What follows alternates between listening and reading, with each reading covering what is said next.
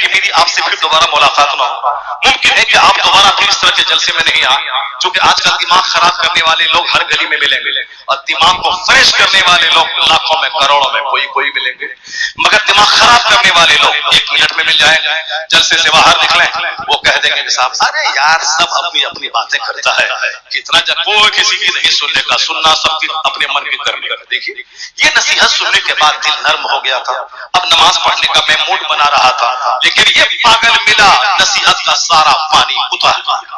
اب کیا ہوگا؟ اس لیے اب ایک بندہ قربانی کیا، بولتا ارے یہ پیسے سے کسی غریب کو دیتے، غریب کی بیٹی کی شادی کروا دیتے، کیوں ایسا کر رہے ہو؟ قربانی کرنے سے کیا ہوگا؟ تو 4 کیجی گوشت بازار سے منگوا لیتے، کھا لیتے، باقی یہ پیسہ غریبوں کو خیرات کر دیتے۔ اتنے بڑے پاگل موجود ہیں۔ 1 منٹ میں آپ کا دماغ فریش ہوگا اور 1 منٹ کے بعد وہ دماغ خراب کر دے گا۔ اگر آپ تقریر سنیں گے، واز سنیں گے، عالموں کی صحبت میں رہیں گے تو اس خبیث مردود کا جواب کیا دیں گے؟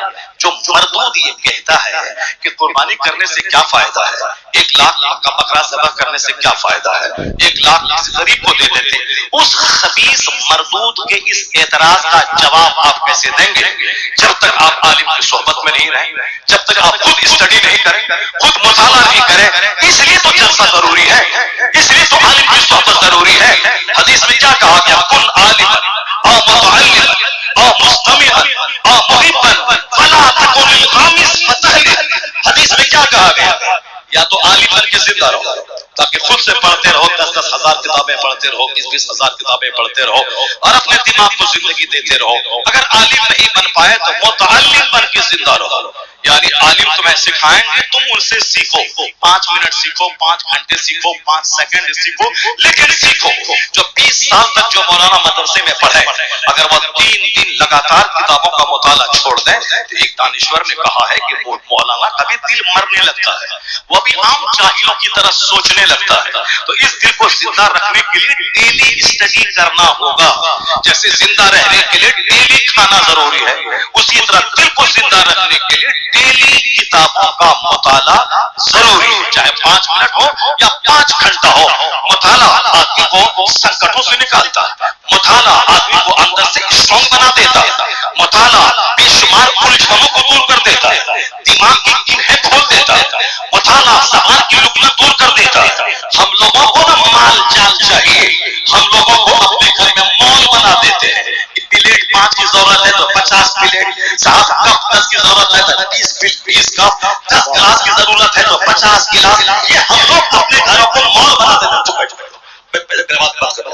ہم لوگ اپنے گھر میں سامان کا مال لگا دیتے ہیں، ہم لوگ اپنے گھر میں سامان کا جال بچھا دیتے ہیں، لیکن جو لوگ پڑھنے والے لوگ ہوتے ہیں وہ پڑھنے والے لوگ کیسے ہوتے ہیں؟ پاکستان میں ڈاکٹر کوثر نیازی تھے، غور سے سنیے میری بات، پاکستان کے وزیر تعلیم تھے، ان کی اپنی نجی لائبریری میں 10,000 کتابیں تھیں، 10,000 چندہ کر کے نہیں، اپنے پیسے سے تنخواہ مل رہی ہے، اسی میں سے 2% نکال دیا کہ ہر مہینے کتاب خرید رہا ہے، لائبریری میں لا رہا ہے۔ ہم لوگوں کو جب مال جمع کرنے کا جنون ہوتا ہے تو پیسے کو دانت سے پکڑ کے رکھتے ہیں، فکس ڈپوزٹ کرتے ہیں، اس سے سامان خرید لیا، پھر اس کو بیچ کر کے فلاں خرید لیا، اس کے بعد یہ پلاٹ خرید لیا، اس کو مہنگے میں بیچ کر پھر دوسرا پلاٹ لے لیا، یعنی اسی میں کرتے کرتے مر گیا، پلاٹ سے کوئی فائدہ نہیں ملا۔ اور حضور نے کہا تھا 1400 سال پہلے، وَلَا تَتَّخِذُوا الشَّيْءَ فَتَرْغَبُوا فِيهَا فِي الدُّنْيَا، مال اسباب زمین کی خریداری کے پیچھے زیادہ مت پڑنا ورنہ دنیا کی طرف راغب ہو جاؤ گے، عبادت کی لذت نہیں ملے گی، سجدے میں بھی زمین مکان مال ہی نظر آئے گا، نہ سجدے کی لذت ملے گی اور ایک ناکام سی زندگی گزار کے دنیا سے چلے جاؤ گے۔ مکان ضرورت ہے تاکہ میں اس میں رہوں، اور رہوں کیوں؟ تاکہ میں اللہ کی عبادت کروں۔ کپڑا ضرورت ہے کیونکہ میں ستر چھپاؤں، ستر کیوں چھپاؤں؟ میں زندہ رہوں تاکہ میں اللہ کی عبادت کر سکوں۔ کھانا ضروری ہے کیوں؟ تاکہ میں زندہ رہوں، اور زندہ کیوں رہوں؟ تاکہ میں اللہ کی عبادت کروں۔ اس نظریے سے کھانا ضروری ہے، پہننا ضروری ہے، مکان بھی ضروری ہے، اس کے علاوہ نمائش کے لیے دولتوں کے انبار کرنے والا وہ خسارے ہی میں رہتا ہے، یعنی عبادت کی لذتیں اس کو نہیں مل پاتی ہیں۔ ذرا دیکھیے وہ کتاب کا مطالعہ کرنے والا نسیہ کتاب کا ڈاکٹر کوثر نیازی کہتے ہیں کہ میری پرائیویٹ اپنی لائبریری میں 10,000 کتابیں ہیں اور میں 10,000 کتاب پڑھ چکا ہوں، لیکن اگلا بیان سنیے، 10,000 کتابوں کے پڑھنے کے بعد کوثر نیازی کہتے ہیں یہ تو میرا اپنا مطالعہ ہے. زندگی میں اتنی روٹیاں میں نے نہیں کھائی ہے جتنی میں نے کتابوں کا مطالعہ کیا ہے. یہ کوثر نیازی کہتے ہیں اتنی روٹی میں نہیں کھائی جتنی میں نے کتابوں کا مطالعہ کیا. لیکن جب میں نے اعلیٰ حضرت فاضل بریلوی کی کتابوں کا مطالعہ شروع کیا تو 10,000 کتابیں پڑھنے والا وہ دلی میں 2 کتاب پڑھ کے ناٹک کرنے والا نہیں, وہ گلی کوچے میں ناچنے والا چھوکرا نہیں, جو اعلیٰ حضرت کے خلاف, قاضی شریعہ کے خلاف, مفتی اعظمین کے خلاف, مسلک اعلیٰ حضرت کے خلاف, فتویٰ رضیہ کے خلاف, طرز ایمان کے خلاف, یہ چھوکرا ناچنے والا کیا جاننے گیا کہ رضا کس کا نام ہے, قاضی شریعہ کس کا نام ہے, مفتی اعظمین کس کا نام ہے. یہ 10,000 کتابیں جس بندے نے پڑھی ہیں اس کا اسٹیٹمنٹ ہے کہ ہم نے زندگی میں اتنی روٹیاں نہیں کھائی ہیں جتنی میں نے کتابوں کا مطالعہ کیا ہے. لیکن اتنی کتابیں پڑھنے کے بعد جب میں نے اعلیٰ حضرت کی کتاب کا مطالعہ شروع کیا ایسا لگا جیسے اب تک میں کنارے کنارے تھا, اب میں علم کے سمندر میں علم کے سمندر میں ہوتا لگا رہا. کھینے کا رسیہ مت بنی, بیڑی کا رسیہ مت بنی, رجنی گندھا کا رسیہ مت بنی. رسیہ کس کا بنیے؟ کتابوں کی اسٹڈی, قرآن پاک کی تلاوت کا, ذکر اور درود کا, رزق حلال کی تلاش کا, عالم دین کی صحبت میں رہنے کا. تب دماغ کی کرنیں کھلیں گی, ورنہ پھر ماتم کرتے رہیے گا اور امام حسین کا نام لیتے رہیے گا. پتہ چلا قیامت کے دن حسین کے باقیوں کے ساتھ جہنم کا فیصلہ ہو رہا ہے. جو ہمیشہ حسین حسین کرتا ہو, 30-40 سال سے حسین کی تعلیمات کو عام کرتا ہو, حسین پاک کی فضیلت والی حدیث پڑھتا ہو. مصطفیٰ نے کہا تھا ہمارے ہاں میرے دنیا, یہ دنیا کے میرے 2 پھول ہیں. مصطفیٰ نے کہا تھا الحسن والحسین سیدہ شباب اہل جنہ, حسن حسین جنتی نوجوان کے سردار ہیں. حضور نے کہا تھا ہما اتنا یا اتنا پینکی, یہ میرے دونوں بیٹے ہیں, میری بیٹی کے بیٹے ہیں. مصطفیٰ نے کہا تھا اللہم انی احب الحسن والحسین فاحبہما واحب من یحبہما. مصطفیٰ نے کہا تھا الہی میں حسن حسین سے محبت کرتا ہوں, تو بھی ان سے پیار کر, اور جو ان دونوں سے پیار کرے مجھ سے بھی تو پیار کر, مجھ سے تو پیار کر. خطبہ کو دراز کرنے والے مصطفیٰ, اپنی پشت پہ حسین کو بٹھانے والے مصطفیٰ, ان کے ہونٹ کو کھجور کی طرح چوسنے والے مصطفیٰ, ان کی آنکھوں میں آنکھیں ڈال کر پرسنالٹی ڈیولپمنٹ کرنے والے مصطفیٰ. پرسنالٹی ڈیولپمنٹ یعنی شخصیت کو مضبوط کرنا. کمزور آدمی وہ ہوتا ہے جو کسی لڑکی کے سامنے پھسل گیا, جو کسی نوکری کے سامنے پھسل گیا, جو حرام کے سامنے پھسل گیا, جو سود کے سامنے پھسل گیا. مگر پرسنالٹی ڈیولپمنٹ, جو مضبوط پرسنالٹی کا مالک ہوتا ہے اس کو ظالم ہلا نہیں سکتا ہے, اس کو حرام کمال حرام کا 1 کروڑ ہلا نہیں سکتا ہے, حلال کا 1 روپیہ محفوظ کر لیتا ہے, حرام کے کروڑوں کو ٹھکرا دیتا ہے. وہ اصول کا آدمی ہوتا ہے, وہ آئیڈیالوجی کا آدمی ہوتا ہے. جس کی پرسنالٹی ڈیولپمنٹ ہوتی ہے, ترقی یافتہ ہوتی ہے, وہ ظلم سے ٹکرا جاتا ہے, نہیں جانتا کہ میری جان جائے گی یا رہے گی, اور ظلم سے ٹکرا جاتا ہے. یہ سجدہ دراز کر کے, پیشانی کو چوم کر, ہونٹ کو چوس کر, اپنے گود میں لے کے جمعہ کا خطبہ پڑھ کر, حسین اعظم کو گود میں لے کے اپنے بیٹے ابراہیم کو قربان کر کے حسین کی زندگی کو بچانے والا, یہ پرسنالٹی ڈیولپمنٹ مصطفیٰ نے کی تھی کہ آج یہ حسین کو کاندھے پہ سوار کر رہا ہوں. کل میری امت کا بوجھ اگر حسین کے کاندھے پہ جائے, میرا یہ نواسا مسکراتا بوجھ کو اٹھا. نعرہ تکبیر, نعرہ رسالت, شہید اعظم کانفرنس. اپنے بچوں کو صرف ٹافی مت دیجیے, اپنے بچوں کو صرف ٹافی مت دیجیے, اپنے بچوں کو صرف برگر مت دیجیے, اپنے بچوں کو صرف چاکلیٹ مت دیجیے, بلکہ اپنے بچوں کو حلال کھانے کا اور پیور سامان کھانے کا عادی بنا دیجیے. کیسا عادی؟ امام حسن ہے, صدقے کی کھجور آئی, غریبوں مسکینوں کے لیے وہ صدقے کی کھجور ہے. امام حسن چھوٹا سا بچہ ہے, اس کو کیا خبر کہ صدقے کی کھجور ہے کہ زکات کی کھجور ہے کہ ہیبا کی کھجور ہے, اسے کیا مطلب. کھجور کی انگلی کا حیا منہ میں ڈال دیا, منہ میں ڈال دیا. حضور نے کیا کیا؟ آقا علیہ السلام نے انگلی منہ میں ڈال دی اور منہ سے کھجور نکال کے کہا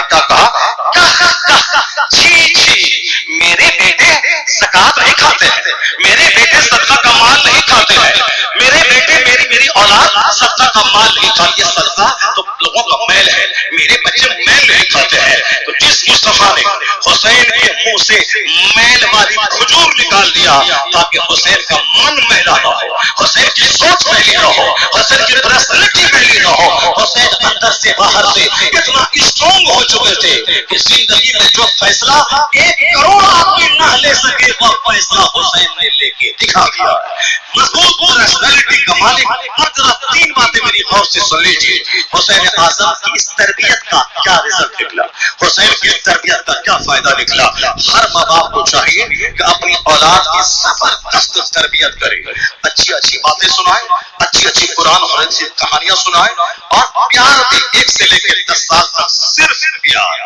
اس وقت میں ڈانٹنا نہیں ہے، گندی گندی باتیں نہیں کرنا ہے، مار دیں گے تم ایسا ہے، کاٹ دیں گے، پیٹ دیں گے، تم نکما ہے، تم بدتمیز ہے، تم کیا کچھ کر پائے گا نہیں۔ 1 سے لے کے 10 سال تک اپنے بچوں کو خوب پیار دیجیے، کاندھے پہ بٹھائیے، سینے سے لگائیے، اپنے ساتھ لے کے مسجد میں جائیے، اپنے ساتھ دسترخوان پہ بیٹھ کے کھلائیے، اچھی اچھی باتیں ان کے سامنے کیجیے، چونکہ وہ آپ کے سارے جملے کو بچے نوٹ کرتے ہیں، اور جب وہ قاعدے سے بولنے کے لائق بنتے ہیں تو پھر وہ آپ جو بولے ہیں وہی دہراتے ہیں۔ وہ جس کی ماں فصیح اللسان ہو اس کا بیٹا فصیح اردو بولتا ہے، جس کا باپ اچھی اردو بولتا ہو اس کے بچے بھی اچھی اردو بولنے لگتے ہیں۔ اگر باپ بولتا ہو کہ دال گاڑھی ہے، بچہ کبھی نہیں بولے گا دال گاڑھا ہے، دال پتلا ہے۔ جب باپ بولتا ہو اذان ہو رہی ہے، ماں بولتی ہو اذان ہو رہی ہے، بچہ کبھی نہیں بولے گا کہ اذان ہو رہا ہے امی، نہیں، وہ جب بھی بولے گا تتلا کے بولے، ہکلا کے بولے، جب بھی زبان کھلے گی وہی بولے گا جو اس کے اس دماغ میں ماں باپ کی بولی جو اسٹور ہے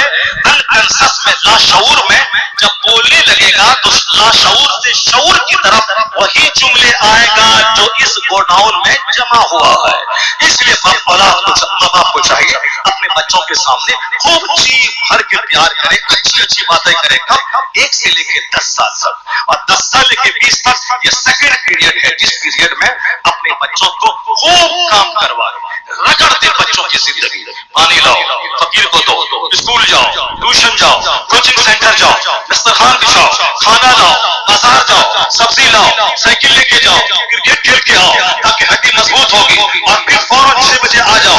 6:10 پھر تم کیوں آئے؟ یعنی ایک منٹ کی خبر بچے کی ہے۔ یہ عمر ہے بچوں کے بگڑنے کا، یہ عمر ہے بچوں کے سنورنے کا، یعنی بچے کو غلام بنا دے، اس کو رگڑ دے، رونگ دے، اتنا کام کروائے کہ بالکل بجلی کی طرح اس کی پرسنالٹی ہو جائے، اس قدر اس کو رگڑ دے۔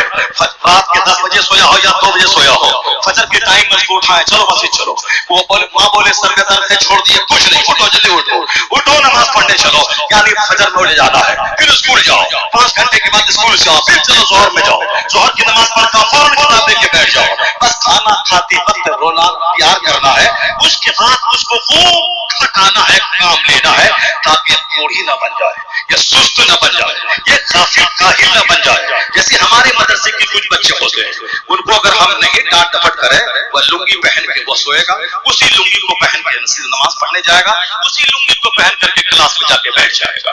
اگر اس کو زیادہ ڈانٹ ڈپٹ نہ کریں تو جس کمرے میں جہاں کھائے گا اسی کمرے میں پھینک ڈالے گا، اگر موقع ملے وہی گٹکا کھا کے تھوکے گا، موقع ملے وہی پیشاب بھی کر دے گا، موقع ملے وہی پخانہ بھی کر دے گا، یعنی اس قدر سست کاہل۔ اسکول کے بچوں کو جا کے دیکھیں، کھیل کا لباس الگ، رات میں سونے کا لباس الگ، کلاس روم کا لباس الگ، اور پھر ایکسٹرا ٹائم ٹیوشن کا لباس الگ، ایک دن میں 4 کپڑے اس کو پہنوایا جاتا ہے۔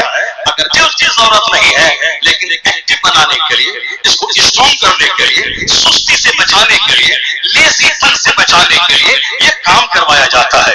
آقا علیہ السلام نے حسنین کریمین کی وہ شخصیت سازی کی ہے، پرسنالٹی ڈیولپمنٹ کیا ہے کہ ہمیشہ اس پر نظر رکھتے تھے، اور جب نماز پڑھنے جاتے کہتے فاطمہ حسین کو مت رلاؤ، ان کے رونے سے اس کو تکلیف ہوتی ہے۔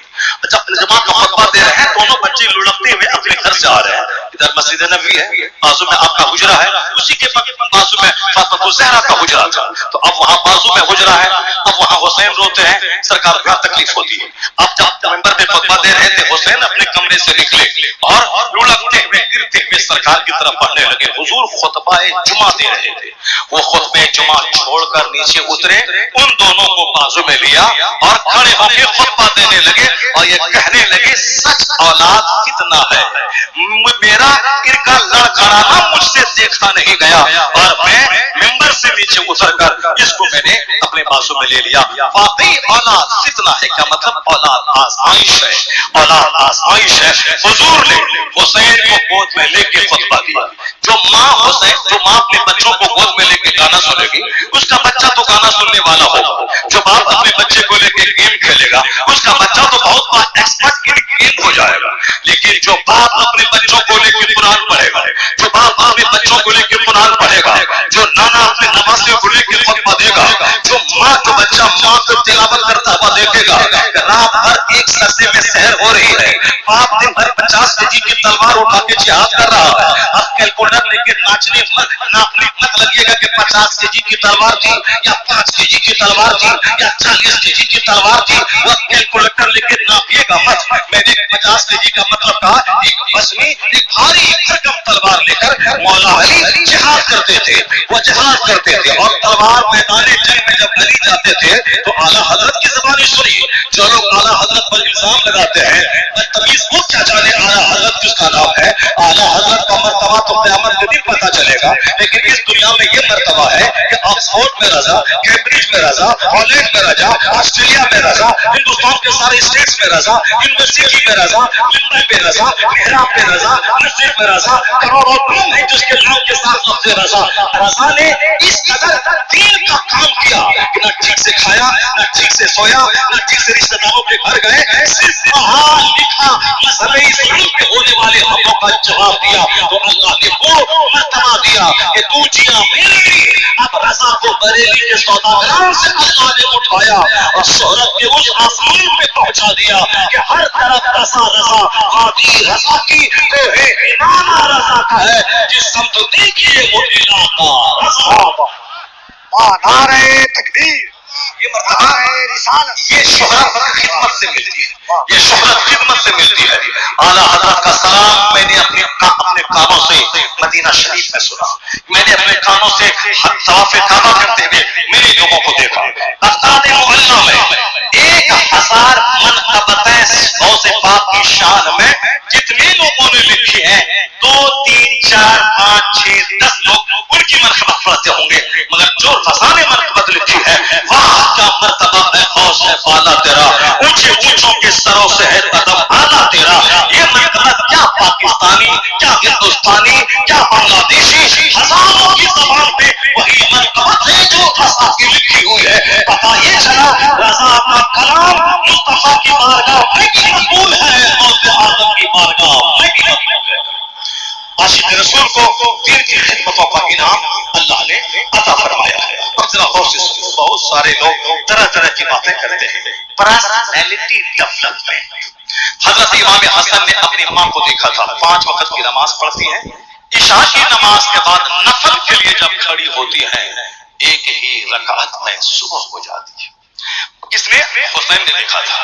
امام حسن نے اپنی ماں کو دیکھا تھا، اپنے باپ کو دیکھا تھا کہ باپ میرے دن بھر جہاد میں رہتے ہیں، رات بھر سجدے میں رہتے ہیں، صبح جب فجر کے لیے جاتے ہیں تو محلے کے سارے لوگوں کو فجر کے لیے اٹھا کے اعلان کرتے ہوئے چلے جاتے ہیں. یہ درد تھا کہ سارے لوگ نمازی بن جائیں، سارے لوگ نیک بن جائیں. نبی کے گھر والوں کے بارے میں جو آیا ہے حضور نے فرمایا ہے انی ترکت فیکم امرین، میں تیرے درمیان 2 چیزیں چھوڑ کے جا رہا ہوں، ایک قرآن کریم اور ایک میری اطرت اہل بیت یعنی میرے گھر والے. کیا مطلب؟ اگر تم اس کو مضبوطی سے پکڑے رہو گے تو راہ راست پہ رہو گے، اگر تم نے چھوڑ دیا تو تم گمراہ ہو جاؤ گے.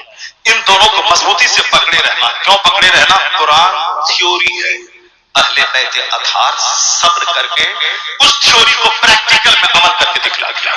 قرآن نے کیا کہا؟ استعینوا بالصبر والصلاۃ، نماز اور صبر سے مدد مانگو. امام حسین نے نماز پڑھ کے دنیا والوں کو بتا دیا کہ نماز کیسے پڑھی جاتی ہے. 5 وقت کی نماز کے علاوہ کئی 100 رکعت نماز روزانہ امام حسن امام حسین نفل پڑھتے تھے. 55 سال کی زندگی میں 25 حج پیدل مدینہ سے الفاظ چل کے امام حسین نے کیا. 25 حج دونوں بھائیوں نے کیا. 25 حج. ہم لوگ تو ایئر کنڈیشن خیمہ ہے مینا میں، ایئر کنڈیشن عرفات میں بھلے ہی نہیں ہے مگر وہاں بھی خیموں میں ہے، باہر تو ایئر کنڈیشن نہیں ہے، مگر پانی کی فوہار پڑتی رہتی ہے۔ اس قدر اے سی ایئر کنڈیشن، بس ایئر کنڈیشن، صفا مروا کے بیچ کی ساری جگہیں فلی ایئر کنڈیشن۔ مطاف میں اگرچہ کھلا آسمان ہے لیکن مسجد حرام سے بالکل اے سی کی ٹھنڈی ہوا کا جھونکا آتا ہے، سارے طواف کرنے والے مست رہتے ہیں چلچلاتی دھوپ میں، مگر زمین ٹھنڈی ہے اور چاروں طرف سے ٹھنڈی ہوا آ رہی ہے۔ اس کے باوجود اگر 2 حج کر لیں تو تیسرے حج کرنے کی طاقت نہیں ہوتی ہے، 4 کر لیں تو 5ویں بار جانے کی ہمت نہیں ہوتی، چلو فرض ادا ہو گیا اب کیا جائے، اور 2-4 نفل کر لیا اب کیا جائے۔ مگر 1300 سال پہلے نہ سنگلاخ راستہ، نہ ایئر کنڈیشن ہے، نہ سڑکیں ہیں، بس پہاڑ پہ چڑھنا ہے، وہاں سے نیچے اترنا ہے، کٹیلی راہوں سے جانا ہے، پتھر کانٹے، پھر دوسرے پہاڑ پہ چڑھنا ہے، پھر نیچے اترنا ہے، 400 کلومیٹر دور، پاؤں زخمی ہو جاتے تھے۔ مگر امام حسین اور حسن دونوں بھائیوں کی پرسنالٹی ایسی ڈیولپمنٹ ہوئی، نیکیوں کے لیے حریص، نیکی میں سب سے آگے بڑھنے والا، نمازی نمبر 1، سخی نمبر 1، حاجی نمبر 1، 25 حج پیدل یا اعلیٰ قسم کا گھوڑا موجود رہتا تھا۔ ایسا نہیں کہ گھوڑا نہیں تھا تو پیدل میں چلتے تو کیا کرتے، نہیں، اعلیٰ قسم کے گھوڑے موجود ہیں جو اسے جلدی سے پہنچا دے عرفات، لیکن پیدل چلتے تھے۔ کیوں؟ نانا جان کی حدیث یاد تھی، حضور نے کہا تھا جس کا پاؤں دین کی راہوں میں گرد آلود ہو جاتا ہے، جہاں جہاں تک گرد جاتی ہے، دھول جاتی ہے، وہاں تک جہنم کی آگ حرام ہو جاتی ہے۔ مسجد جائیے پاؤں میں دھول لگے، مدرسہ جائیے پاؤں میں دھول لگے، جلسہ میں آئیے پاؤں میں دھول لگے، خدا کی راہ میں پاؤں میں دھول لگنے دیجیے، سجدے کی جگہ میں دھول رہنے دیجیے، جب تک پیشانی پہ دھول رہے گی ثواب ملتا رہے گا۔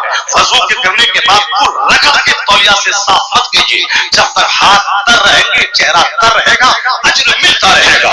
پاؤں میں دھول لگے رہنے دیجیے، جب تک وہ دھول رہے گی ثواب ملتا رہے گا۔ اس قدر ثواب حاصل کرنے کا شوقی کہ گھوڑا رہنے کے باوجود پیدل چل کے جاتے عرفات۔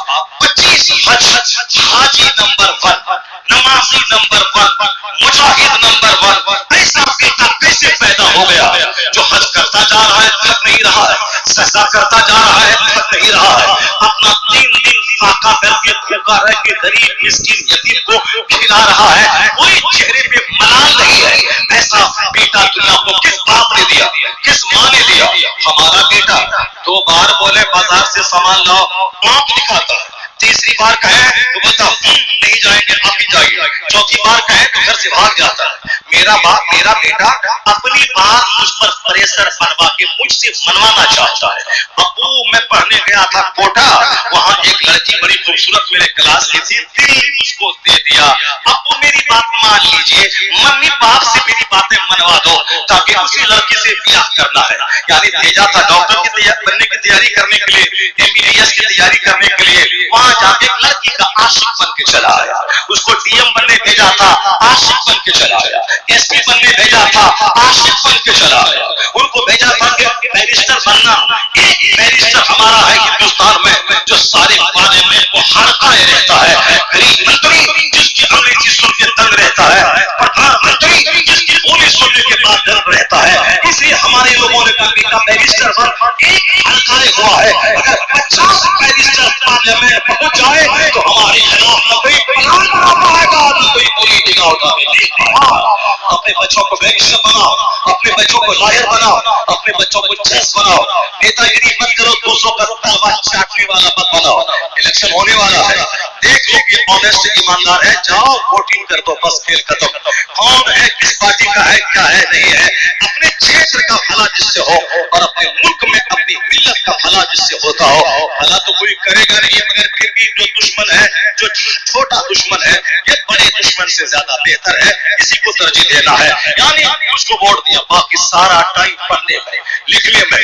جس طرح سے ہندوستان کا وزیر اعظم ہندوستان کے بڑے ادھوگ پتی کی بیوی کے سامنے ہاتھ جوڑ کے کھڑا رہتا ہے، پیسہ بولتا ہے، وہ اس کے سامنے چرن چھوتا ہے۔ پورے بھارت 140 کروڑ کا راجا، وہ راجا جا کے ایک بزنس مین کی بیوی کے سامنے ایسے ہاتھ جھکاتا اور صاحب اس کا چرن چھوتا ہے۔ وہاں جانے کے بعد بڑے بڑے پیسے والوں کے آخر یہ کیا چیز ہے؟ پیسہ بولتا ہے۔ تو تم پیسہ کماؤ، مالدار بنو، فیکٹری دو، دولت مند بنو اور نماز علی بنو تاکہ مرنے کے بعد جنت کس باقی رہے اور دنیا میں خوشحالی بھی تیرے پاس رہے. یہ پیغام قرآن دیتا ہے کہ ربنا آتینا فی الدنیا حسنہ وفی الآخرۃ حسنہ، اس دنیا میں بھی اچھائی عطا فرما، مرنے کے بعد بھی اچھائی عطا فرما. تو جس طرح کھیت دکان جائے بغیر بزنس نہیں بڑھتا، اسی طرح مسجد گئے بغیر کی جنت نہیں ملتی ہے. تو دنیا میں آپ کون کے جینا ہوگا. اپنے بچوں کو پولیٹیکل لیڈر مت بنائیے، معیشت بنائیے، زمین بیچ دیجیے، مکان بیچ دیجیے، جو کچھ زیور ہے بیوی کا سب بیچ لیجیے، مگر اپنے بچوں کو جج بنائیے، اپنے بچوں کو بیرسٹر بنائیے، اپنے بچوں کو لائر بنائیے، اپنے بچوں کو بینک پروبیشنری آفیسر بنائیے. آدھا گھنٹہ دین سکھائیے، باقی 5 6 لے کے 10 گھنٹے تک اس کو فزکس کیمسٹری بایولوجی پڑھائیے تاکہ ہمارا بچہ ڈی ایم بنے. اگر ڈی ایم بن گیا تو جس طرح ہمارے مکھ منتری بھی ہار گئے، اگر نومبر میں ہار گئے تو سیدھے ہرمون چلے جائیں گے، اپنے مکان چلے جائیں گے. اگر اتر پردیش کا پنڈت جی ہار گیا تو سیدھے گورکھپور مندر چلے جائیں گے، جھل بجائیں گے. اگر ہمارا پردھان منتری ہار گیا تو سیدھے پیویلین گجرات چلے جائیں گے. لیکن اگر میرا بیٹا ڈی ایم بن گیا اور وہ پٹنہ کا ڈی ایم بن گیا تو پٹنہ کا ڈی ایم، سیتامڑھی کا ڈی ایم، پورنیہ کا ڈی ایم جب بھی رہے گا 60 سال تک ایک ڈسٹرکٹ کا مالک بن کے رہے گا.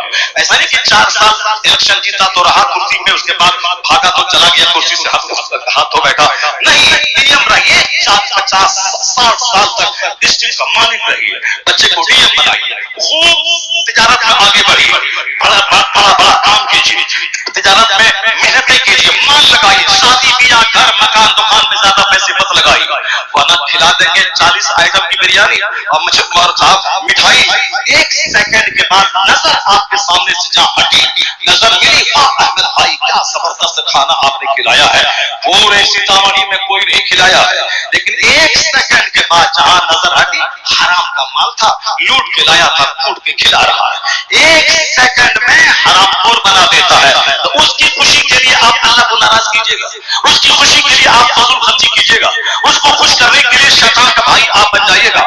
اللہ کہتا ہے بلا مبذر تبذیرا فإن المبذرین کانوا إخوان الشیاطین، یعنی فضول خرچی مت کر، فضول خرچی کرنے والا شیطان کا بھائی ہے. شادی بیاہ میں نارمل، عقیقہ ختنہ میں نارمل، یہ بنداز یہ سب کچھ چھوڑیے.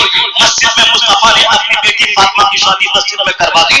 آپ غلام حسین ہیں تو آپ سرکار کی اس شادی کی نقل کیجیے اور شادی مسجدوں میں کرنے کو فروغ دیجیے تاکہ لاکھوں روپے جو آپ کے ڈیکوریشن کے پیچھے خرچ ہوتے ہیں وہ بچیں. جب وہ بچیں گے بچوں کی تعلیم کے پیچھے خرچ ہوگا، وہ پیسے بچیں گے تو سب مسجد و مدرسہ کی تعلیم کے پیچھے پیسے لگیں گے. عقل کو سائل مت کیجیے بلکہ نارمل رہیے، سمپل رہیے، سوچ ہائی رکھیے، تب پتا چلے گا. آج میرا بچہ آنکھ دکھانے والا، میرا بچہ جوکر، میرا بچہ مجھ کو مار کے یا میرے مرنے کی تمنا کرتی ہے، مرے کہ جلدی سے بخش میں جو 2 4 لاکھ 10 لاکھ روپیہ ہے اس کو ہم ہڑپ لیں. یہ مرے گا تب 1 کروڑ روپے LIC کی میچورٹی والی ملے گی تب ہم لے لیں گے. یہ ہم پیدا کرتے ہیں بچے کو چھچھندر، اندر، بدتمیز، بیہودہ، ناکارہ، نالائق، فلم ایکٹر کا غلام ہم پیدا کرتے ہیں. کیوں؟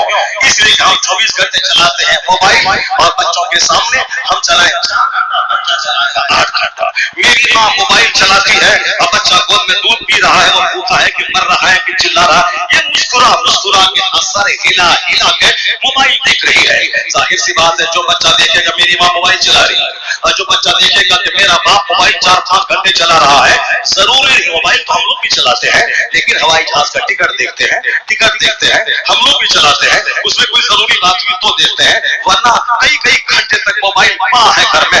اثر پڑھنے مسجد گئے، وہاں سے مغرب پڑھ کے لوٹ کے آتے ہیں، اس بیچ میں موبائل پڑا رہا گھر میں، کوئی ملال نہیں ہے، کوئی اس کے لیے زیادہ لڑائی نہیں ہے. یہ 80 سال کا بوڑھا فجر کی نماز پڑھنے گیا ہے، 10 منٹ میں لوٹ کے آئے گا، پھر بھی گھنٹی مسجد میں وضو خانے میں ٹنٹن چل رہا ہے، وہاں نماز جماعت میں ٹنٹن. کیا مطلب ہے؟ اتنا موبائل کے رسیاں بن گئے. جب ہمارے بڈھے کا یہ عالم ہے، نوجوان کا کیا عالم ہوگا؟ ماں کا کیریکٹر بچوں پہ اثر انداز ہوتا ہے، باپ کا کردار بچوں کی گڈی میں ملتا ہے. جب باپ ہو موبائل چالک، جب باپ ہو گٹکا خور، جب باپ ہو بے نمازی، جب باپ ہو 3 گھنٹے سنیما ہال میں سنیما دیکھنے والا، ان کے بچے کا آوارہ ہونا طے ہے، ان کے بچوں کا ماں باپ کا گستاخ ہونا طے ہے، ان کے بچوں کا لڑکیوں کا عاشق ہونا طے ہے، ان کے بچوں کا کام چور ہونا طے ہے. لیکن جس کا باپ اینٹی ہو، جس کا باپ نمازی ہو، جس کا باپ بنبی ہو، جس کا باپ شریف الطبع ہو، جس کی ماں کریم النفس ہو، ان کے بچوں کا نیک بننا بھی طے ہے. کربلا میں پھول نہیں ملتا، بتیجے نہیں ملتا، یہ پیغام ملتا ہے ماں کی فاطمہ پانچوں نماز پڑھنے کے بعد نفل کے لیے کھڑی ہوتی ہے عشاء کے بعد، بس ایک سجدے میں سحر ہو جاتی تھی. باپ نے سجا جواب، دن بھر جہاد، رات بھر سجدہ، کوئی تیر کھینچ لے پتہ تک نہ چلے، اس قدر نماز میں مست ہو جاتا تھا. جب ماں لاجواب، جب باپ لاجواب، علی لاجواب، فاطمہ لاجواب، تو اللہ نے بیٹا کیسا دے دیا، خون سے تاریخ رچنے والا حسن عطا فرمایا امام حسین عطا فرمایا. سبحان اللہ. ماں تھی فاطمہ الزہرا، تب بیٹا حسن اور حسین پیدا ہوا. باپ تھے مولا علی، تب بیٹا حسن اور حسین پیدا ہوا. اخلاق مند نمبر 1 کے اپنے لیے سوکھی روٹی، کوئی اتحاد میں مہمان چل کے آیا، انواع و اقسام کے کھانے دسترخوان پہ. آپ بھی اسی کیریکٹر کو اپنے گھر میں جگہ دیجیے. اپنا کھائیے تو صرف سب کو کھانے کی عادت ڈالیے. صبح کے وقت میں ناشتہ میں گیسٹرک کی بیماری نہیں ہوگی. کچھ لوگ ڈاکٹر بھی کہتے ہیں نا، ڈاکٹر کا مطلب ہم وہ ڈاکٹر نہیں جو MBBS ہم کے ہیں، ہم ڈاکٹر ہیں ریسرچر ڈاکٹر، تحقیق کرنے والا ڈاکٹر، سماج کی جو روحانی بیماری کا علاج کرنے والا ڈاکٹر. اور پھر ہمیں میڈیکل کی بھی جانکاری ہے، بہت جانکاری ہے. امریکہ کی ایک عورت کہتی ہے مسلمان عورتوں کو فیئر اینڈ لولی لگانے کی کوئی ضرورت نہیں ہے، اس کو لیک بھی لگانے کی کوئی ضرورت نہیں ہے. صرف مسلمان عورتوں کو جو اس کے پیغمبر نے کہا ہے 5 ٹائم نماز پڑھنا، نماز سے پہلے وضو کرنا، کوئی بیوٹی پارلر میں فیس واش کے علاوہ کوئی کام نہیں ہوتا. چہرہ میں پانی لگانا ہے، پوچھنا ہے، پھر لپیٹنا ہے، پھر پانی ڈالنا ہے، پوچھنا ہے، پھر لپیٹنا ہے. 1 گھنٹے تک لپیٹتی رہی، پیسہ لاؤ 1600 1200 روپے آ جاؤ. پھر جب وہ گھر گئی، سوئی، صبح اٹھی تو سارا میک اپ اس کا بگڑ گیا ہے. کیا ہوتا وہاں؟ چہرے کو واش کرنا، خشک لوشن لگانا. امریکہ کی مسز لیڈی ٹیچر کہتی ہے مسلمان عورتوں کو کوئی بیوٹی پارلر جانے کی اور زیادہ لوشن لگانے کی ضرورت نہیں ہے. وہ صرف ہر نماز سے پہلے وضو کرے اور نماز میں سجدہ تھوڑا لمبا کر دے، کیونکہ ہارٹ ہی بلڈ سرکولیٹ کرتا ہے، ان پٹ کرتا ہے، آؤٹ پٹ کرتا ہے، ان پٹ کرتا ہے. یہ ہارٹ حالت سجدہ میں یہ ہارٹ اوپر رہتا ہے، فل مقدار میں بلڈ چہرے کی ساری رگوں میں پہنچاتا ہے. سجدہ لمبا کریں، سلام پھیرنے کے بعد آئینے میں دیکھ لیں، چہرہ حسین ہو جائے گا. جو کام 1 لاکھ کے لوشن سے لانے کے لیے وہ 1 لمبا سجدہ اس میں عطا کر دے گا. عورتوں کو صبح سویرے ٹہلنے کی کوئی ضرورت نہیں ہے. اللہ ہاتھ میں لاٹھی لے کے رام دیو جی نے بولا اور ساری عورتیں ہاتھ میں لاٹھی لے کے صبح واک کر رہی ہے. کوئی واک کرنے کی ضرورت نہیں ہے. عورتوں کا اسٹرکچر الگ ہے، مرد کا ڈھانچہ الگ ہے. عورتوں کو اللہ نے اسی ٹائپ کا بنایا ہے، وہ زیادہ بھاگ دوڑ نہیں بھی کرے، وہ اپنے گھر میں رہے، شوہر کو خوشی عطا کرے، ایک اچھا بچہ پیدا کرے، گھر کے ماحول سے ٹینشن کو دور کرے. شوہر 10 گھنٹے کما کے جب باہر سے گھر آئے، ایک مسکراہٹ دے کر سارا غم اس کا ہلکا کر دے. اس کام سے وہ پیدا ہوئی ہے. اگر دونوں چھکڑے کا 2 بیل ہے کہ ایک بیل ادھر ایک گائے ادھر، تو پھر وہ کرنا ہوگا کہ 1 سال مرد بچہ دے گا اور دوسرے سال عورت بچہ دے گی. 1 سال مرد باہر کام کرے گا، عورت کھانا بنائے گی، اور دوسرے سال عورت باہر کام کرے گی، مرد بیچارہ سسپینس میں چائے بنائے گا اور صاحب وہ گوبھی کاٹے گا، آلو کاٹے گا، گوبھی کاٹے گا، پیاز کاٹے گا. یہ دنیا کے سسٹم کی مخالفت. جب ایسا نہیں ہو سکتا ہے تو پھر یہ نعرہ کہ دونوں برابر ہیں، سمان ادھیکار دونوں کو ملے، کیسے ملے گا؟ اللہ نے اس کا ڈھانچہ الگ بنایا ہے. اس کے ڈھانچے پہ داڑھی ہے، اس کے ڈھانچے پہ چکناہٹ ہے، چونکہ اس کے لیے وہ ضروری ہے. ہمارا ڈھانچہ ایسا سی میں لنگی پہنو، ناف کے اوپر پورا بدن کھلا رہے، کسی میں کوئی حرکت اللہ کی قسم پیدا نہیں ہوگی. نہ عورتوں میں حرکت پیدا ہوگی، نہ مرد میں کوئی حرکت پیدا ہوگی، کیونکہ ناف سے لے کے پاؤں تک یہ سطر عورت ہے. اس کے آگے عورتیں دیکھنے کے بعد وہ اچھل کود کے اس پر قربان ہو سکتی ہے، کیونکہ ایسی پوزیشن ایسا نہیں ہے.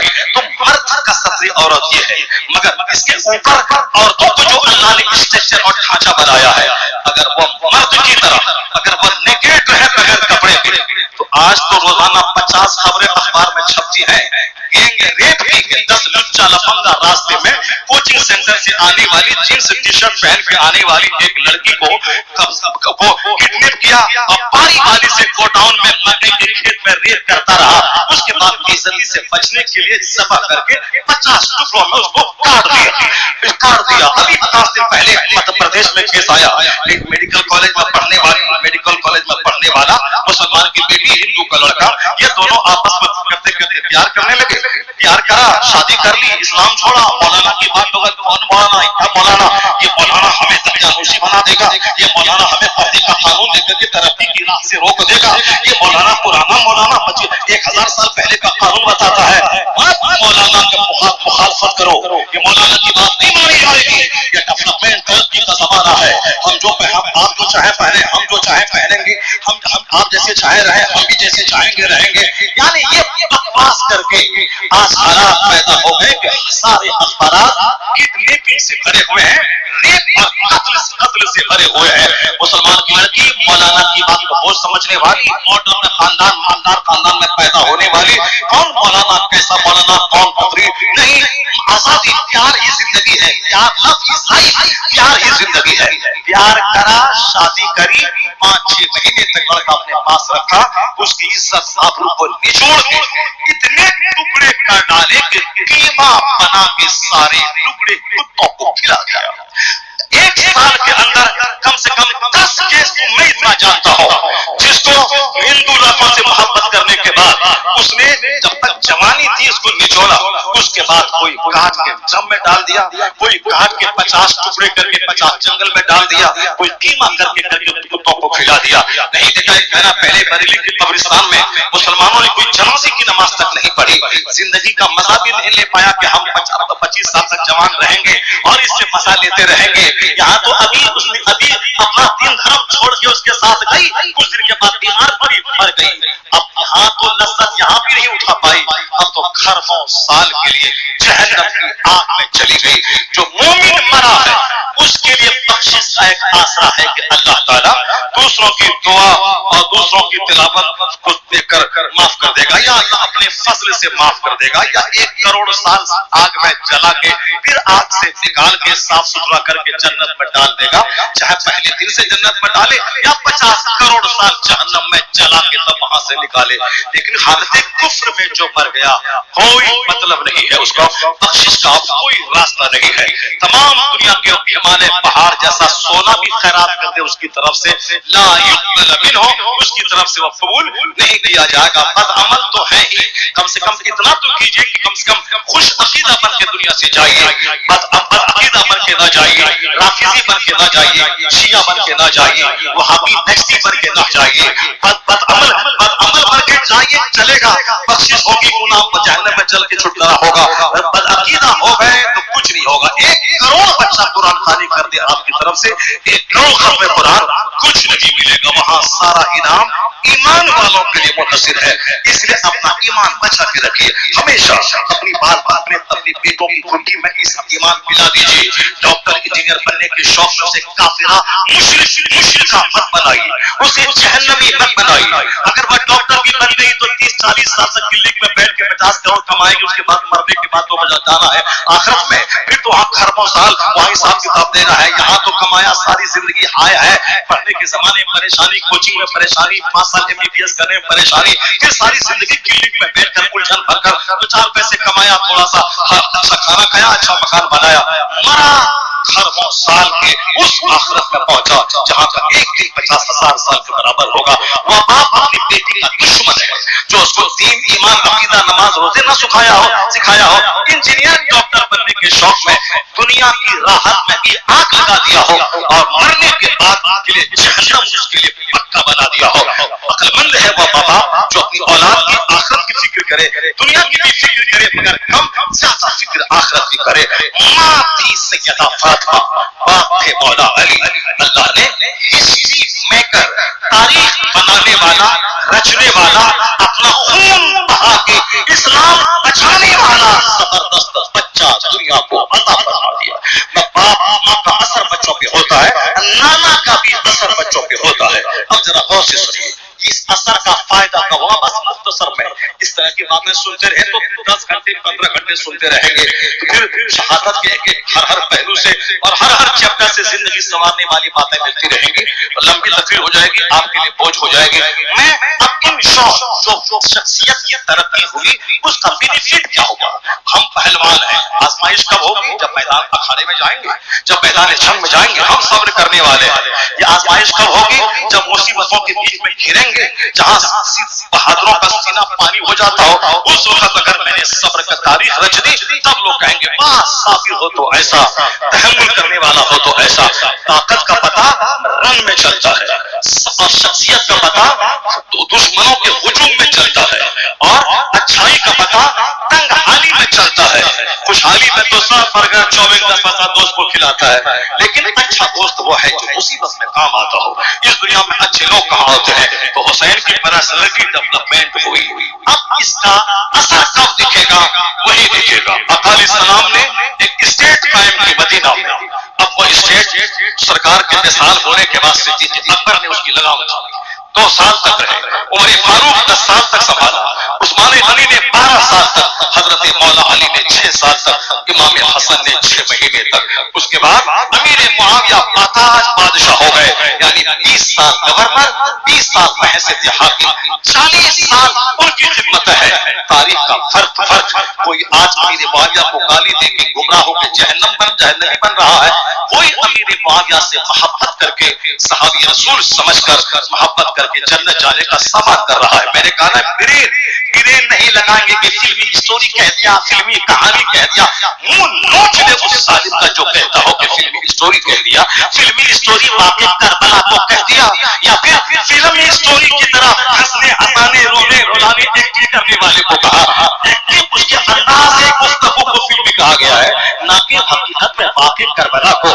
واقع کربلا ایک تاریخ ہے، ایک صداقت ہے، ایک مادی اصول ہے، ایک سنگ میل ہے. اگرچہ اس تاریخ میں بے شمار لوگوں نے نمک مرچ لگا کے ڈھیر ساری کتابیں لکھ کر کے اس کہانی کا رنگ بدل دیا ہے، اور اس کے باوجود بھلا کرے اللہ اس مصنفین اہل سنت و جماعت کا ان تمام رافضیوں کی موجودگی میں صحیح کتاب، مستند کتاب آج بھی موجود ہے، جس کو پڑھنے کے بعد ایمان تازہ ہوتا ہے، جس کے پڑھنے کے بعد بندہ وہ برائی سے اور غلط راہوں سے بچ جاتا ہے.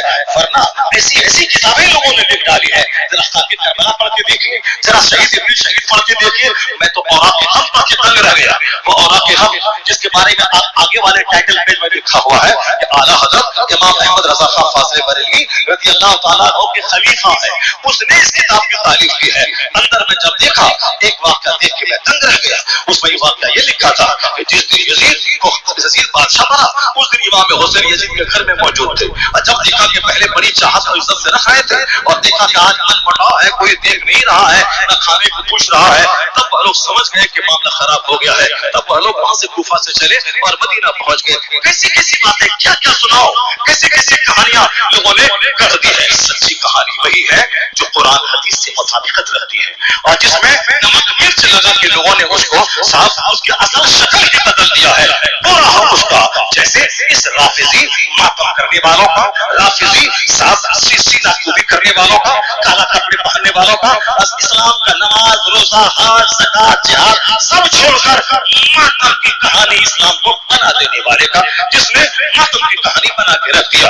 میں یہ کہنا چاہتا ہوں آپ سے، حسین کی کہانی نور حاصل کرنے کی کہانی ہے. اب ذرا غور سے سنیے. امیر معاویہ صحابی رسول ہے. امیر معاویہ کا بیٹا یزید اہل بیت کا قاتل ہو گیا. اس میں کوئی دو رائے نہیں. باپ جنتی ہوتا ہے، بیٹا جہنمی ہوتا ہے. باپ پیغمبر ہے نوح علیہ السلام، ان کا بیٹا کافر کا کافر رہا. نبی ہے، رسول ہے، بڑے اولو العزم بڑے رسول ہیں. کہا بیٹا کلمہ پڑھ لے، کشتی میں سوار ہو جا. بولا نہیں کلمہ نہیں، بس صحابی الی جبل یعصمونی، میں کسی پہاڑ کی پناہ لے لوں گا، پہاڑ مجھ کو بچا دے گا اس سیلاب طوفان سے. جناب نوح علیہ السلام کہتے رہے کہ آج کوئی نہیں بچائے گا، کلمہ پڑھو، کشتی میں سوار ہو جاؤ، بچ جاؤ گے. رسول کا بیٹا، بڑے نبی کا بیٹا کافر کا کافر رہا، کلمہ نہیں پڑھا. جب نبی کا بیٹا کافر کا کافر رہا تو ایک صحابی کا بیٹا اگر فاسق اہل بیت کا قاتل ہو گیا تو تعجب کی کیا بات ہے؟ برین رہے گا تب نہ. یہاں تو برین تو کسی اندھے کو دے بیٹھا. آج سرکار اعلیٰ حضرت کی شریعت کی زبان میں اس کو کیا کہیں گے جو اپنا دین دھرم کفر کو دے بیٹھا ہو؟ اس کو کیا معلوم کہ وائٹ لیس کیا ہے، سفیدی کیا ہے؟ برین سے کام لیجیے، مخیر وقت تک غور و فکر کرتے رہیے. اس کے بعد ہم موجود ہے نا، بریلی موجود ہے، اشرفیہ موجود ہے. میں نے کہا تھا پچھلے سال اگر میں نے کوئی غلط جملہ بولا ہے تو تم کیا کریں گے؟ لاٹھی لے کے مارے گا؟ نہیں، بلکہ یہی کہہ سکتا ہے کہ تم ہم پر حکم لگا سکتا ہے. تو اس کے لیے بریلی موجود ہے، اشرفیہ موجود ہے. جو باتیں میں بولا ہوں اس جملے کو فقہ کی زبان میں نوٹ کرو اور اپنے مرکز مرکز میں چلے جاؤ، مرکز والا اگر اس کے خلاف کوئی حکم لگائے گا تو پورے ہندوستان میں جس چوراہے پہ اس کو لے کے جاؤ میں اس چوراہے پہ توبہ کرنے کو تیار ہوں، جہاں تو لے جاؤ۔ مگر یہ ہمت تو ہے نہیں، یہ طریقہ تو ہے نہیں، یہاں تو چونکہ پیدا ہی ہوا ہے، بد عقل پیدا ہوا ہے، فیس بک چلانے والا فیس بکیا پیدا ہوا ہے، یہ ڈی ایم کی طرف باتیں کر رہا ہے، چپراسی کے لائق بھی نہیں ہے، جس کی نہ زبان، جس کی نہ سوچ اچھی ہو، بس کبھی اور کالی بکنا شروع کر دیا۔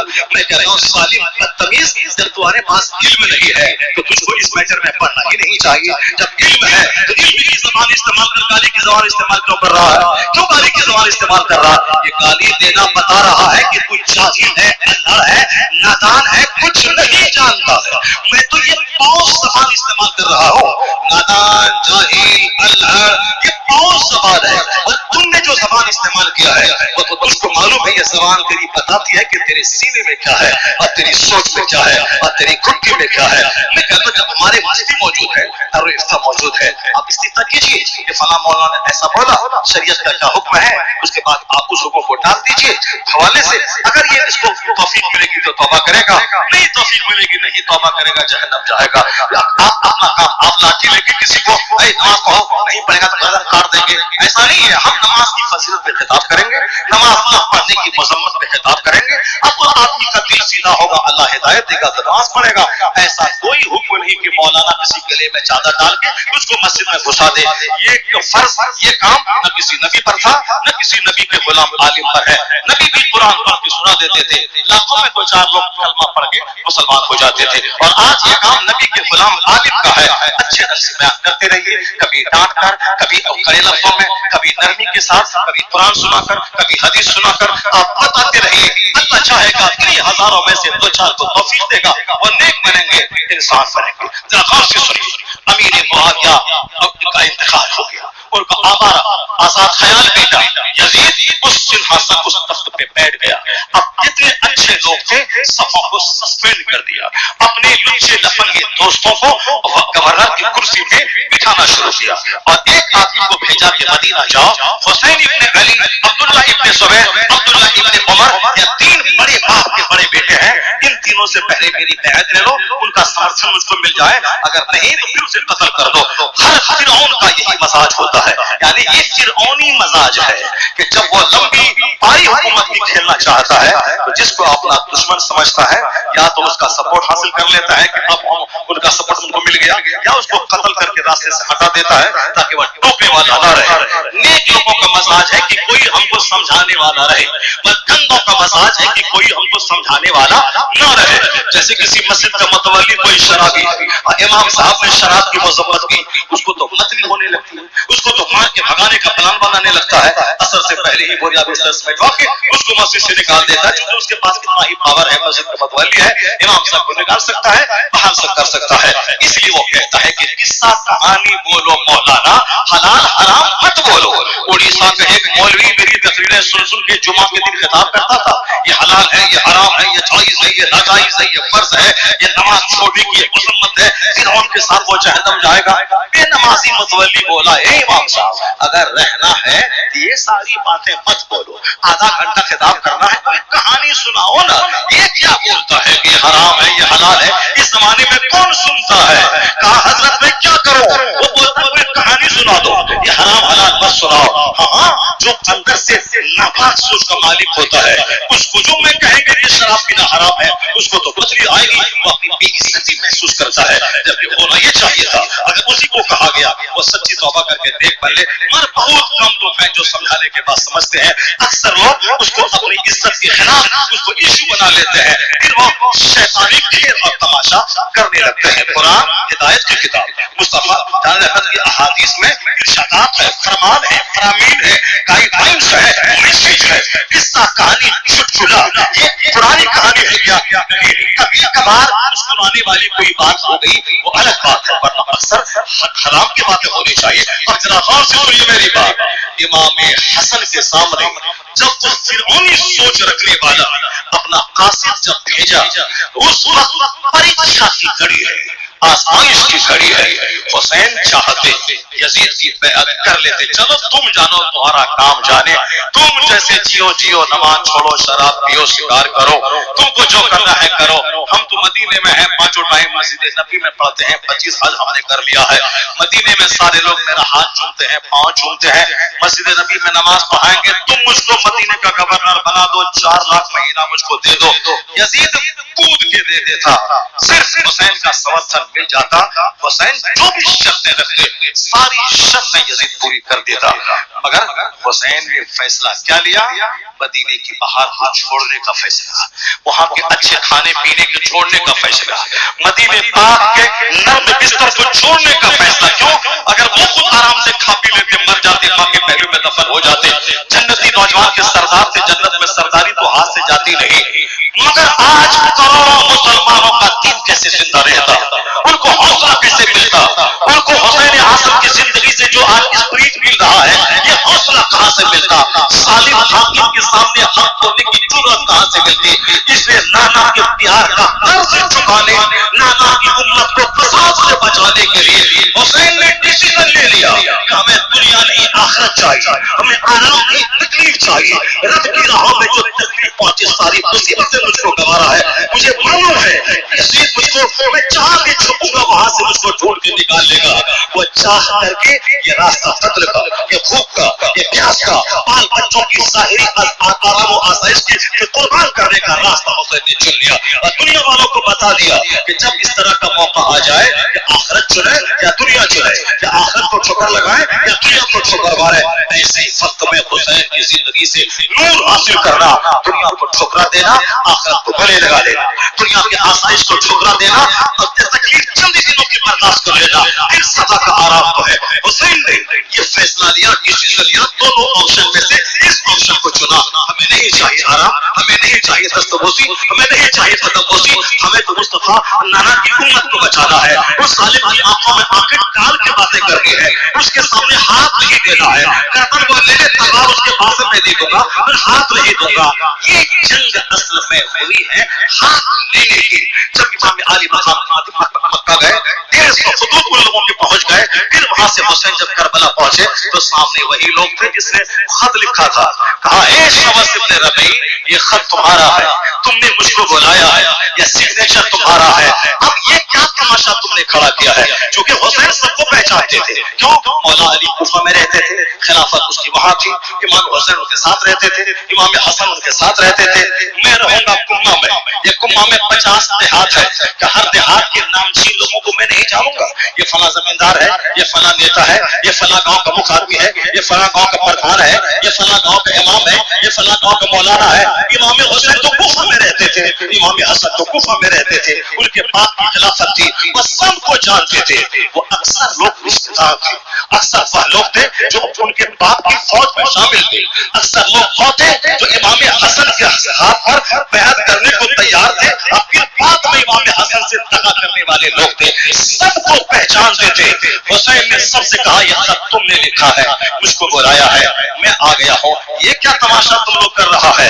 कहा हमने खत नहीं लिखा, झूठ बोला, बेवफाई की, मेहमान को नाज के साथ बुला करके उसके साथ गद्दारी करने की तारीख कूफा वालों ने लिख दी।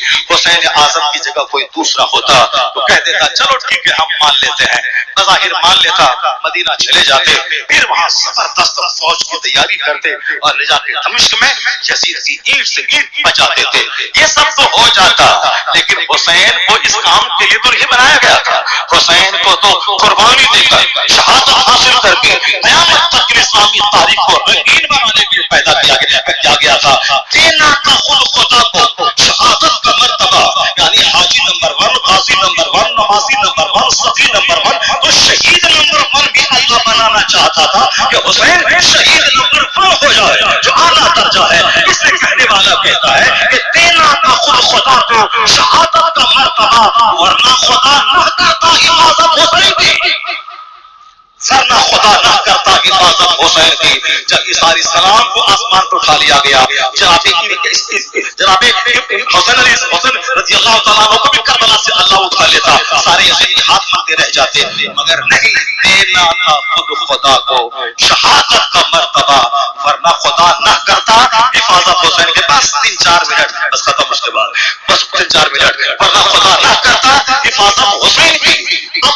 وہاں بڑے بن رستم بھی ہوتے تو سینہ پانی ہو جاتا. مگر حسین اعظم کی جو پرورش، جو تربیت، جو پرسنل ڈیولپمنٹ ہوئی تھی، اس کے مظاہرے کی گھڑی آ گئی. وہ یزیدی ہاتھ لینا چاہتے تھے. حسین نے کہا کہ نہیں، تم نے مجھ کو بلایا تھا، اب تم ہو کر گئے، مجھ کو واپس مدینہ جانے دو. کہا نہیں جانے دیں گے. مجھ کو کسی سرحدی علاقے میں جانے دو. کہا نہیں جانے دیں گے. پھر کیا کرے گا؟ یا تو بیعت کیجیے یا قتل ہونے کے تیار ہو جائیے. حسین نے کہا ایسا نہیں ہوگا کہ میں کسی ظالم و جابر کو اپنا سمرتھن دے دوں، اپنا ہاتھ اس کو دے دوں. ہاتھ نہیں دوں گا. یزیدی بولا ہاتھ نہیں کے رہوں گا. 4,000 فوج، 22,000 فوج اور روایتیں دیگر 30,000 فوج، ہاتھ لے کے رہوں گا. حسین نے ٹھان لیا کہ ہاتھ ظالم کو نہیں دوں گا. جان کو جانی ہی ہے جائے، مگر کی طرح 2100 سال کی زندگی سے ایک دن کی زندگی جو شیر کی ہے وہ بہتر ہے. حسین اعظم نے کہا ہاتھ نہیں دوں گا. تلوار چلائی، تیروں کی بارش کی. علی اکبر شہید ہو گئے، علی اصغر حسین کی گود میں شہید ہو گئے، بانو محمد شہید ہو گئے، قرین ابن غزیر شہید ہو گئے، حبیب بن مظاہر شہید ہو گئے، مسلم بن ارتجا شہید ہو گئے، جناب حور شہید ہو گئے. یہ سارے جانثار شہید ہو گئے. اخیر میں امام حسین میدان میں گئے. امام حجت کے طور پر خطبہ کہا. ظالموں کا سینہ پتھر ہو چکا تھا. اس خطبے کا اثر کچھ نہیں ہوا. کہا جاؤ تیر چلا. تیر چلانا شروع کیا. ہاتھ نہیں دوں گا. کہا بیٹا گرے گا تو جھکے گا، تیری قدر کرنے کا اندیشہ رہے گا تو جھکے گا.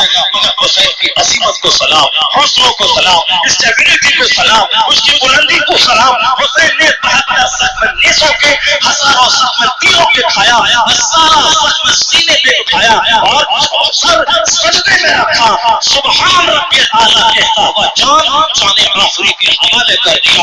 ہاتھ نہیں دیا. نہ بھوک ہاتھ لے سکی، نہ پیاس ہاتھ لے سکی، نہ 22,000 کی فوج ہاتھ لے سکی، نہ بال بچوں کے لاشوں پہ دیکھ کر نہ پھنس ہوئے. حسین آپ بچانے میں کامیاب ہو گئے. یزید کی ساری سلطنت کو چھوپ کر حسین کا ہاتھ نہیں لے سکا. یزید ناکام ہو گیا، حسین اپنے مقصد میں جیت گیا. اس راز سے واقف ہے زمانے والے کہ زندہ ہے محمد کے